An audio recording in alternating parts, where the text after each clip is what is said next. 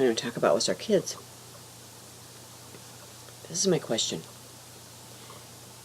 How many times in our life have we said, I'm done.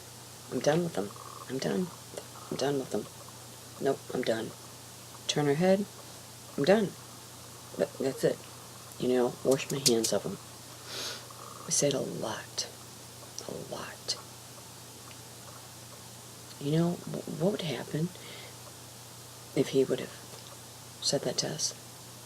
If he would do that to us? Oh, because before we got to where we are now, how many promises did we make? Oh Lord, if you let me have this, or if you let me do this, I promise I'll blah, blah, blah, blah, blah. Did you stay with it? I didn't. I can't even remember now how many times I said it. How many promises I made. Because you're in the moment, you're in the moment. So, wow. What would we do if he was done with us? Because, I'm not saying that there aren't some, but not that many, that haven't needed a whole lot of forgiveness a whole lot of times. Good thing he wasn't done with us. So we can't be done with others. I don't care if they're family, I don't care if they're children, I don't care who they are. Can't be done with them. You can't be done with them. You have to give them as many chances as Jesus gives you. It's hard. It's hard. What about if that time is the time? What about if that last chance that you give them? You've given them 1,000 in the past, and none of them ever stuck. None of the changes ever took. What about if this is the one? This is the last chance that counts, because this is the one that's going to make it. Because we had one, with him. Think about that. How many times do you hear us say, we're going to change, I'm going to change, I'm going to change, I'm going to change.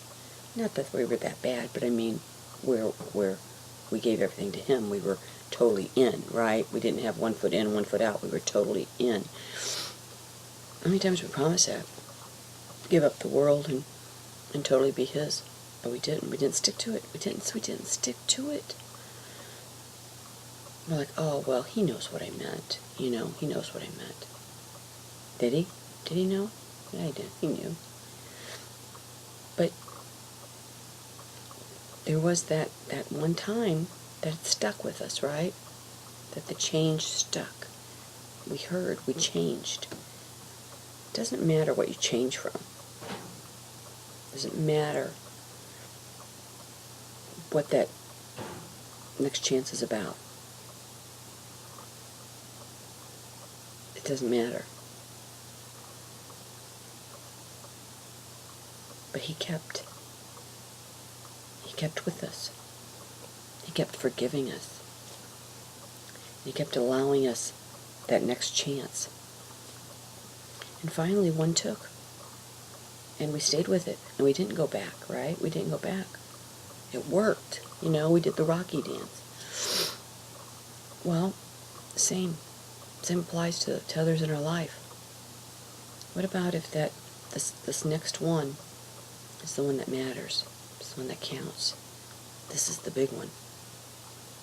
May not be, but it may be. Just like with us. Just because we don't think ours is as bad as theirs, maybe because we don't do the same thing as them, and maybe the washing the hands, is in our eyes is deserved for past performance and past history. But how do we know? How do we know that this time isn't the time? isn't the one time. How do we know? We don't. You got to give it to him. You've got to give it to him. I don't know how many times I said, I'm done. I'm done. I never mean it. I don't even know why I said the stupid thing, because I never meant it. Ever.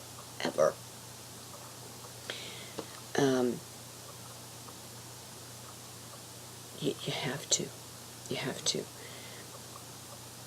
This is what my daughter, this is what she says all the time. I'm done. I'm done. A lot of this goes back to childhood. So, sibling rivalry. Of course it does. Big age difference. And I said, what about if I would have been done with you? You were, all kids go through stuff. All of them. It doesn't matter, how good they are, but they all go through something. But I don't know what this change is going to take. My son, I don't know. I hope it does. But I know at some point it will. I already know that. I know it will. Because I know who he belongs to. I do. I know what side he's on. And I know who's after him. See, that's what it all boils down to. It's not that they don't mean it, but as soon as those words come out of their mouth, our mouth, anybody's mouth, it automatically sends in the team of the enemy. And they're going to make it that much harder for us not to keep that promise. Because we really mean it at the time. But all this stuff, right? And if you don't know how to play the game, you're not aware of it, right? You're not aware of those open doors. It's not. Well, these past few months have been just horrific. But I know the end. I do know the end. But that doesn't mean that watching this play out isn't a tearjerker and isn't breaking my heart. Because it is breaking my heart. But my daughter's not where I'm at. She's not. So she can't see it she knows it, but she can't truly see it, and believe it and have that faith in it, that it's a spiritual battle. I might tell her that and she might agree with me and say, oh, Mom, I understand. But the next day when she's mad, she no, this is the way it is. But that's what it is. Spiritual battle. Okay? And that's why you have to have eyes to see that. And you have to know to not, I kept saying, don't fight in the flesh. Fight in the spirit and let him have his way in it. It's hard. But I had, get down to the worst of the worst. This kid's been sleeping in the car, living in the car. Coldest winter we've ever had. What would happen if I wouldn't have let him take that car and sleep in it? What would have happened? I don't know if he'd have survived it. I don't think he would have. But I had to do what I had to do. It's hard. I cried. I cried many nights. My son is sleeping in a car. I don't think that just broke my heart. It felt horrible. But it was his choices that led to that. Okay? I couldn't do anything for him. The only thing I could do would be let him manipulate me more. Let the game continue. See? So, very hard. But I will tell you, throughout the whole time, I know his stance with God. I know it. And I knew that these fights and all that, I knew it was over God. I knew it was that spirit upon him that was, bringing the God thing up. But my son Taylor, he studies that scripture. He wakes up, he's talking to God. He talks to God all the time. All the time. But it's what you assume that they're doing when they're not with you. Now, see, I know his stance in God. I know his belief in God. I know his love for God. So when he would say, well, I'm out telling this person and talking to this person, then I started doubting it. Well, because of other things. Well, I shouldn't have, because, yeah, he was. He wasn't strong enough. He wasn't strong enough yet to go back into those old familiar places. Okay? But he was doing it. And he continues to do it. That's it. He continues to do it. I wish you'd see this Bible that he carries, that is just torn to bit and written and underlined and, well, this morning he came over early and he goes, well, I can't go to church today, so I gotta have church with you. So, I need to talk to you. So he was in Deuteronomy, and he's like, Mom, telling you, God, just talked to me this morning. It was last night. He said, I go, did you cry? He goes, like a baby. He goes, it's those spiritual tears. They just were pouring out. It was pouring out. I couldn't help it, because I knew what he was showing me. I knew he was talking to me. I knew it. And this is where the battle's been, because I know this. She doesn't. My daughter, she doesn't know this. And so when he falls, she did believe it. But then when he falls, she's like, oh, he's faking it. See? Because she herself doesn't know. She doesn't know this spiritual battle. And of course, when you belong to the Lord, the enemy is going to come after you that much harder, right? Right. She doesn't see that. She doesn't understand that. And I said, this is a spiritual battle. And this is a huge battleground. Okay? And what you're doing, you don't even understand it. You don't even understand what's going on. And I said, and now, you can't poison people's minds against him for something you don't even know what's going on. You think you do, but you don't. Because it's all going to change. It's not going to stay like this forever. Sure, it's taken him a little bit longer. Absolutely has. And I'm just, some days I think I'm going to lose my mind over it. But you know what? It's just what's all I work. I have to. But see, by standing back, fighting in the Spirit, I let Jesus handle it. He had free hand in there. See, I didn't jump. I didn't react. He had a free hand, and he made the moves cleanly, nice and clean. He made the moves. He did. He did. And he took care of him. He took care of him. He was always fed, always clothed.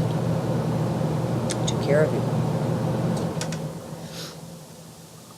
He's doing it. He's doing it now. And he continued to do it. He had free hand. As I said, he's got a job, works every day, but he still doesn't have a place to live. My heart was breaking. My God. First time in my life, I've never had a house. I've never had a place. It just happens I had to live with my daughter. Because I moved to Alabama for a year to retire. Not really retire, but moved down there. I couldn't live in that house with my sister-in-law. It was horrific. It was horrible. And so after a year, I moved back. But that was God moving me, right? He moves you. And I know why I was there for a year. I totally know why. Time was done. He moved me back. Well, I wasn't expecting it and everything. So I've been here. But she won't let him in. She won't let him stay here. How hard that is. How hard that is. For a mother. Breaks my heart. And she's like, yeah, I feel bad. I feel really bad. I don't want him to. But at the same time, she won't for 1 minute believe that there's goodness there. She can't see that spiritual battle. She's mad. She's mad at him.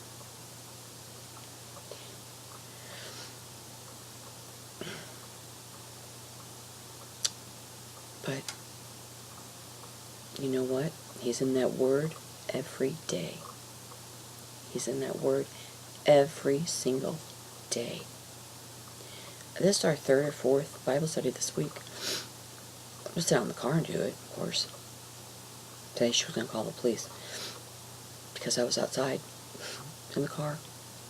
Not in the house, but, on the side of the road, sitting there with him. And I was just elated. We're just going back and forth and back and forth and back and forth. And I said, Taylor, I'm going to, next week I'm going to Florida, And that, I'm going, of course, but it scares me to death to be away. I don't worry about him. I worry about her. So I said, you know what's going to happen. You know what's going to come. I've told you the sequence of things. If things happen, you need to get over here and be with her. If you don't go, too. That's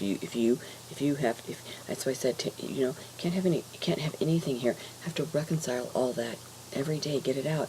Because during those 3 days, that's what that is. It's reconciling, anything.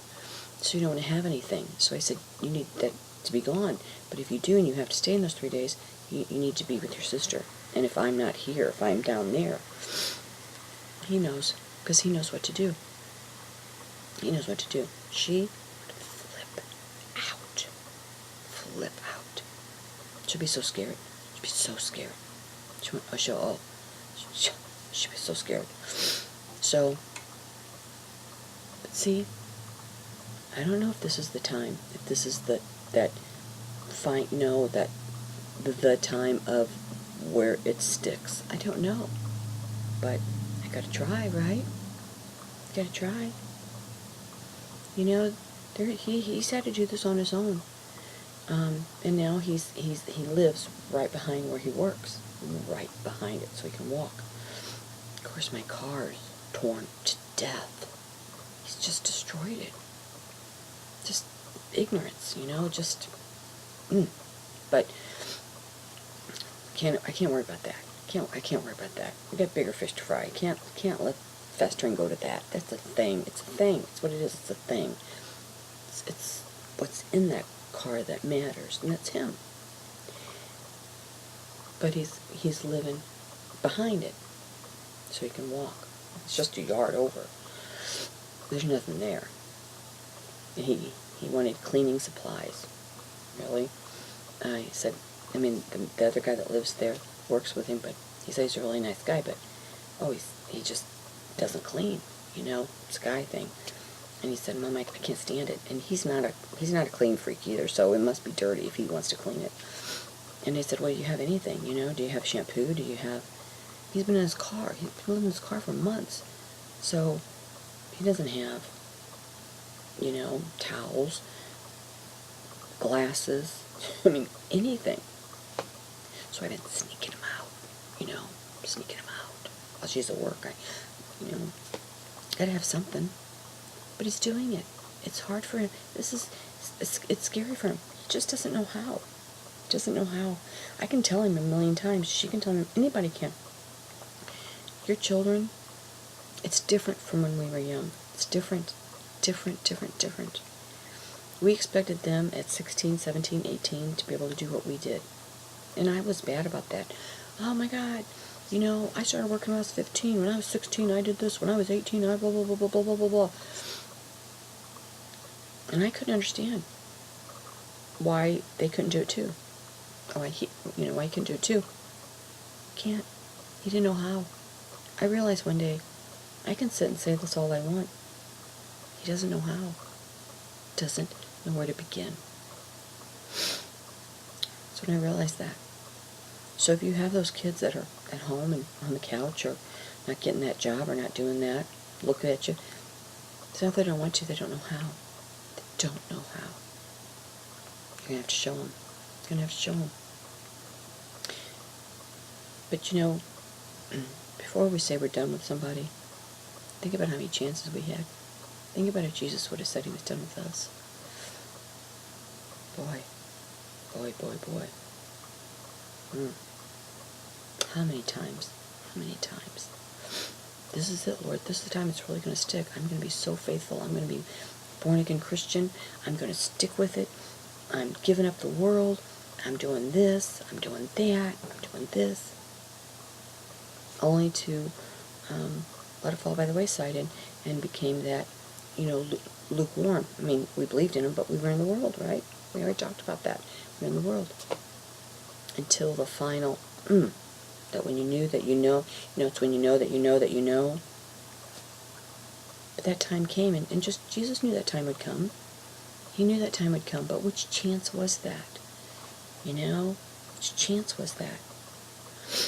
If he would not have had faith in us and given us that chance, if he just said, I'm done with you, and wouldn't allowed us that chance, maybe that was the next one that we finally saw it and did it. But what about if he would have cut us off before that? Been done with us before that? Before we were able to get to that one where it made it stick? We can't be done either. I know it's hard. I know it's hard. Gotta find a way. Gotta find a way to make it work. Gotta find a way. But he hears every word I said. He's heard every word I've said for the past 7 years. And he remembers it. And like on his private time, he'd go study it. Everything I ever said to him, he'd go and research it. Now he knows it like that. But he heard me. But ever since I told him about the open doors and how the enemy waits, and the enemy opens a door, and he's got that. He's got that because he says, I knew a door was opening. I knew that's what they wanted. I knew he wanted me to react. See? I knew he wanted me to react, and I knew where he wanted me to go. But I didn't do it. I said, Taylor, thing is, when you open them, you gotta close them right away. When you do it, you gotta close them right away. But there's so much that he knows. I'm telling you, there's so much that he knows. But he was trying to fight it.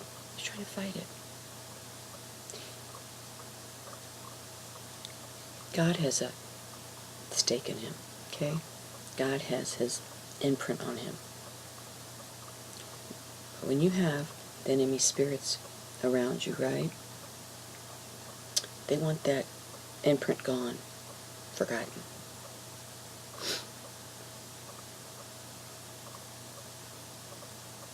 So that's why if you have children who have these open doors and have the enemy in their life, their first attack is going to be on God. It's going to be on you. It's going to be on me. It's going to be on God. Because they can't freely walk in that place of the enemy when they have God's imprint on them. See? Can't do it. They can't do it freely. They can't do it normally. They can't do it naturally. Because it's not natural to them. It's not. They battle. They'll walk there, but they're battling. It's not a comfortable fit. They're trying to act, comfortable and easy and normal, but it's not. Inside, it's a raging battle. The whole time they are in enemy territory, it's a raging fight, conflict within them. And they don't want it. And then when they have those spirits around them, that anger comes up. Because they can't walk freely there with this imprint. And that's why they want to do everything to sabotage it at that moment. They want to do everything to sabotage God's love for them and their place in God's kingdom. See? See how they do that? But God ain't letting them go. Not letting them go. That moment will pass. But you have to be aware of that. And you have to know that. Have your eyes open to that. And know what that is. It's not them. Okay? But they get mad. They get mad because they want to walk there freely and they can't. So they're going to get mad because God's in their life. And if, and if they have, devout believing parents, they're going to come after you, blame you, because you put God in their life. And that's that spirit, because that spirit's trying to pull them. And until they can freely walk comfortable and with no reserve and no guard and no nothing, God still has them. See? And the enemy get mad at, he's mad at that too, because he wants them away, and he wants them to love it. He wants them to love that walk and love that playground. And he wants those kids to, have no reserve. He wants them to forget. But when your child has an imprint of God on them, they can't forget, and they can't play there freely with their whole heart and soul. They can't. It's not comfortable for them because they know. And this is what my battle was. God told me this.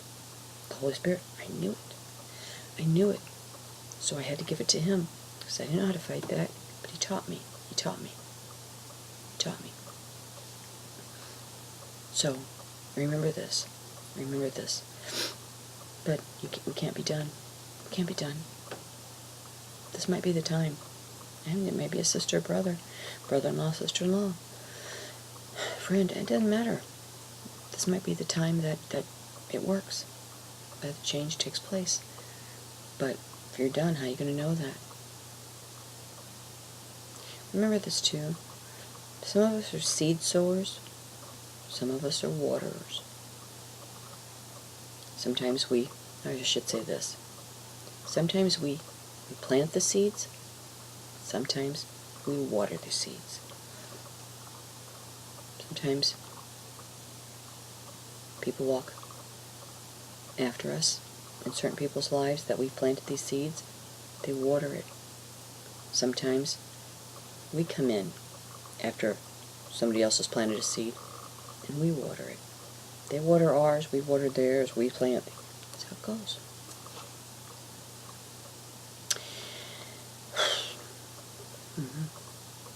But for now, it's doing good. But I know. I hated seeing that what I saw. But he's aware now. See? You know what he said to me today? He said, this is a thing, Mom. With God, it's like a cave.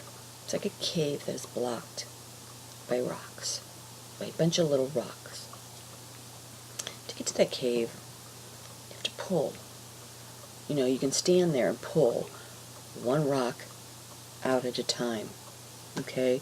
Which just, you take breaks and you walk away because it's just too much. It's too hard. By one rock at a time. He said, how you got to do that? You got to go in and just, boom, blow it up. You got to make a big old hole to get to that cave.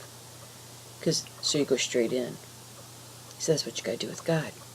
You can't go after God. Pulling rock, taking one rock at a time down. You can't. You have to go in and knock through the wall. And bam, get that big old hole. That's what he said. He said you can't sit and take one pebble down at a time, or you'll never get to him. You got to charge in there. That's what he said. Smart kid. That's why I'm battling. But I know. As a parent, so, I'm watering and I'm seeding. Understand? Seeds with her, water with him. And cleaning the basement. And obviously, I'm feeding my face left and right because I can't even hardly stand to sit here because my pants are so tight. It's pretty bad when leggings are getting tight on you. It's really bad. Anyway, watering and seeding. And it can't be done. Can't be done. You can't be done with somebody. Can't. You give them as many chances as it takes. But remember, you have to ask the Lord to walk ahead of you, because He knows this. Pray ahead. Have all your exits covered, all your outlet, everything taken care of. And He'll watch the steps. He will. Watch the steps. Things have to happen, and sometimes you have to sit back and watch them happen. It's not fun. It's not fun at all. Breaks your heart. But you pray in advance. You pray ahead. Pray ahead. And you've got to let it go. You've got to continue your days whistling and not worrying, because it can't work. It can't work. I don't know, maybe He's allowing this so I can share this. But, I don't know. But it's a battle. But I just, He's got it. But I gotta let Him have free hand. You gotta let Him have free hand and free reign. So I hope this helped. I hope it helped. Every day He teaches me so much. Every day He teaches me so much.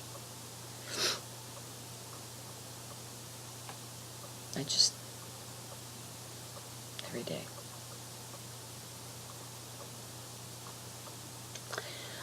I'll stop this one now, and I'll see you soon.